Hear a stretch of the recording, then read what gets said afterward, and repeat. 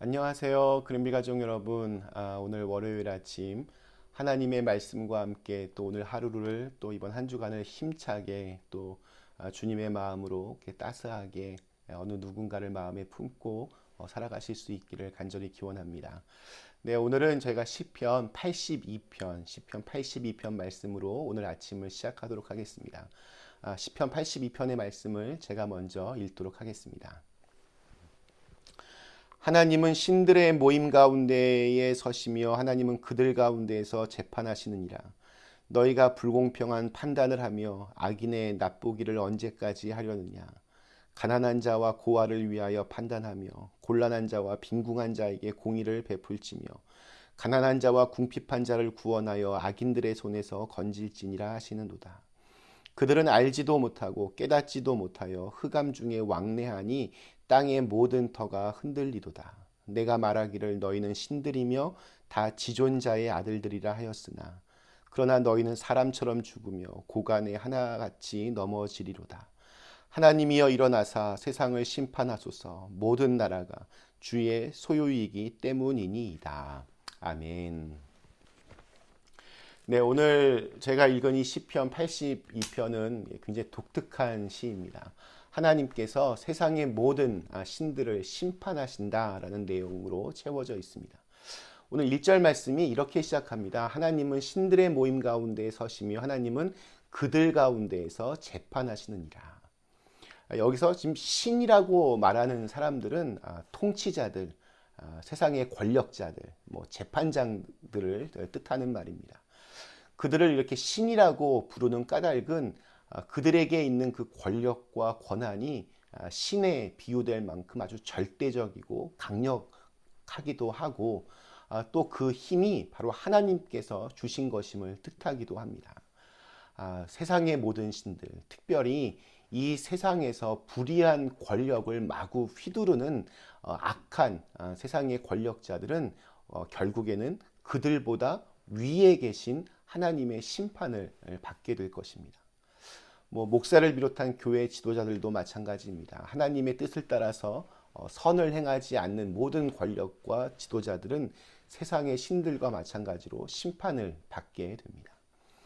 이 세상의 신들, 세상의 권력자들이 세상을 또 사람들을 다스리는 방식은 겁을 주는 것입니다. 두려움을 자극합니다. 그래서 잘못될까봐 무서워서 벌 받을까봐 무서워서 그래서 그 명령을 이렇게 따르도록 그렇게 유도합니다. 우리 무당에게 찾아간 사람에게 무당은 늘 이렇게 뜬금없는 질문들을 던집니다. 가족 중에 요즘 속 썩이는 사람이 있지? 이렇게 물어봅니다. 그러면서 지금 삼재, 악재가 겹쳐서 큰일 날 상황인데 만약에 내 말을 듣지 않으면 정말 큰일 난다. 이렇게 약간 반협박성으로 얘기합니다. 집에 사과나무가 있지? 이렇게 물어봐서 진짜로 있으면 사람이 어떻게 이 무당이 알까? 겁을 먹기도 하고 또 우리는 그런 나무가 없는데요 하고 이렇게 말하면 그런 나무가 없어서 문제가 있는 거라고 그렇게 말하기도 합니다. 또 겁을 주는 겁니다. 늘 이렇게 겁을 주면서 두려움으로 어떤 행동을 하도록 이렇게 만듭니다. 특별히 세상의 이 신들과 권력자들에게 겁을 먹을 수밖에 없는 사람들은 우리 3절부터 나오는 가난한 자, 고아, 곤란한 자, 빈궁한 자들입니다. 늘 겁에 질릴 수밖에 없습니다.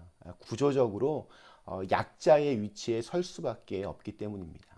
누군가가 도와주지 않으면 자기 스스로 서기가 참 힘든 그런 사회적 약자들입니다. 하나님께서는 이런 사회적 약자들에게 겁을 주고 불공평한 판결을 내리는 세상의 신들, 세상의 권력자들을 심판하시겠다 그렇게 말씀하십니다. 우리 하나님은 보면 겁을 줘서 그 불안함과 두려움을 자극하여서 그렇게 우리를 인도하지 않으십니다. 겁을 줘서 사람을 조절하고 통제하려고 하지 않으십니다.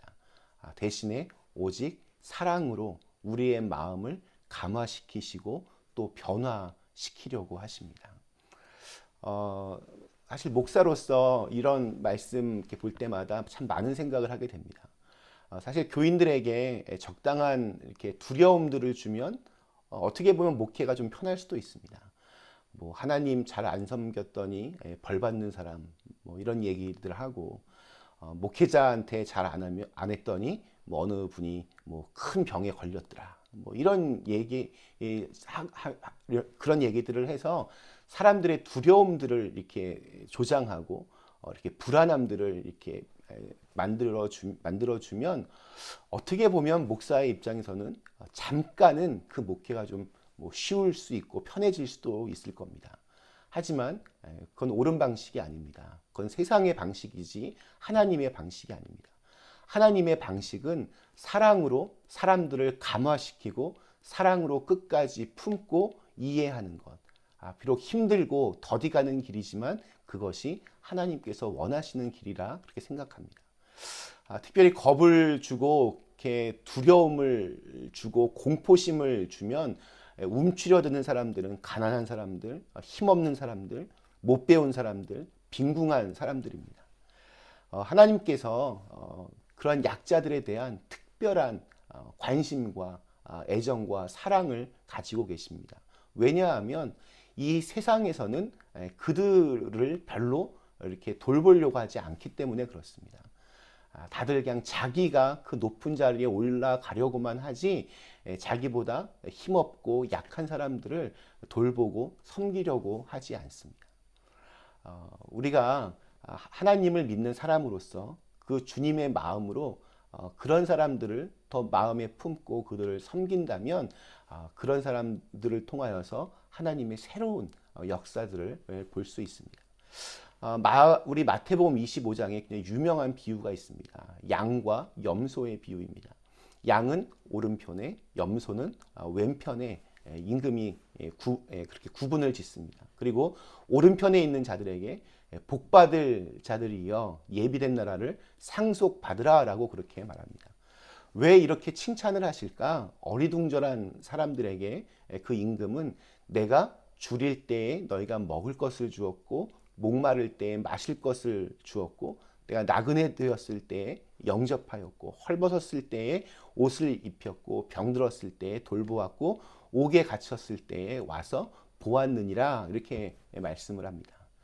그런데 심성이 착하고 정직한 양과 같은 사람들은 저희들은 그런 기억이 없습니다. 저희들은 그런 주님을 본 적이 없습니다. 솔직하게 대답을 합니다.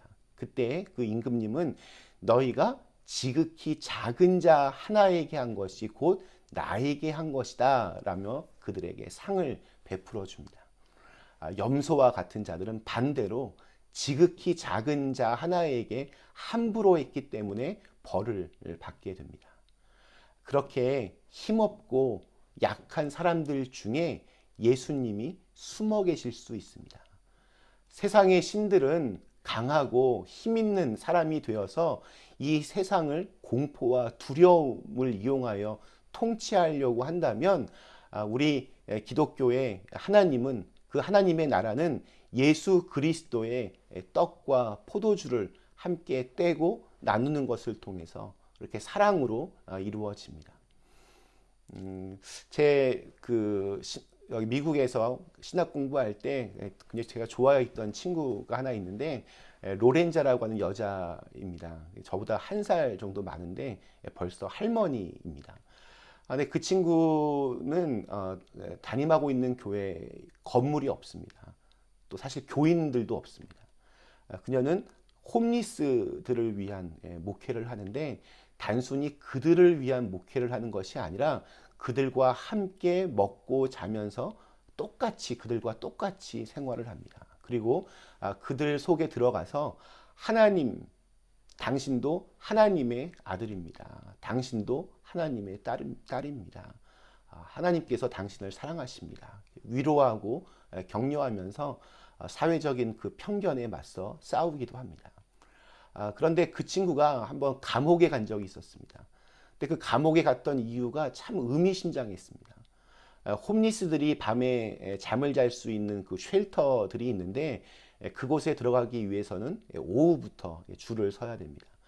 줄을 서서 이렇게 입장을 쭉 하는데 가방이나 몸 안에 어떤 총이나 칼 같은 무기들을 숨기고 들어오는 것을 막기 위해서 금속 제품들을 가지고 들어올 수 없다는 규율이 있었습니다. 그러니까 그 들어갈 때 그 금속 탐지기에서 소리가 삥 나면 들어갈 수 없습니다. 근데 그녀의 그 가방 속에 성만찬을 위해서 쓰는 컵이 있었는데 그것이 금속 제품이었습니다. 그래서 삑 소리가 나고 거기에 있는 사람들이 그것을 압수하려고 하자 내줄 수 없다라고 버티다가 불법 무기 소지 혐의로 구치소까지 가게 되었습니다. 이 친구가 감옥 안에서 생각했다고 합니다. 세상 사람들에게는 총이 곧 무기겠지만 나에게는 이것이 무기구나. 주님의 이 성만찬의 도구, 떡과 포도주를 떼게 하는 이 도구들이 바로 내가 가지고 있는 무기구나. 그래서 그녀는 그렇게 그 성만찬 도구를 가지고 거리에서 홈리스들에게 성만찬을 베풀어 주고 있습니다. 참 존경할 만한 그런 친구입니다. 그 친구를 통해서 새 힘을 얻고 또 나도 하나님의 자녀이구나 그런 생각을 하게 될 힘없고 연약한 사람들을 생각하니까 그녀가 정말 소중한 목회를 하고 있고 또 천국에서는 정말 저와는 비교도 할 수 없는 큰 상급이 있겠구나 그런 생각이 들었습니다. 오늘 저와 여러분에게 이러한 어떤 사랑의 마음이 있기를 축복합니다. 그래서 누구든지 여기 있는 작은 자에게 한 것이 곧 내게 한 것이라는 그 주님의 말씀을 기억하며 오늘도 사랑을 베풀고 또 인내하고 가슴으로 누군가를 품는 그런 귀한 날이 되시기를 주님의 이름으로 간절히 축원합니다. 함께 같이 기도하시겠습니다. 정말 이 세상은 너무나 불공평하고 또 악한 그런 힘과 권력이 사람들을 겁과 두려움과 공포로 통제할 때가 참 많이 있지만 우리 좋으신 우리 하나님은 그 모든 것들을 공의로 재판하시고 또 사랑의 마음으로 특별히 힘없고 연약한 자들을 위한 그런 관심과 사랑을 늘 갖고 계심이 참 너무나 참 감사하고 또 그것이 너무나 참 위대합니다.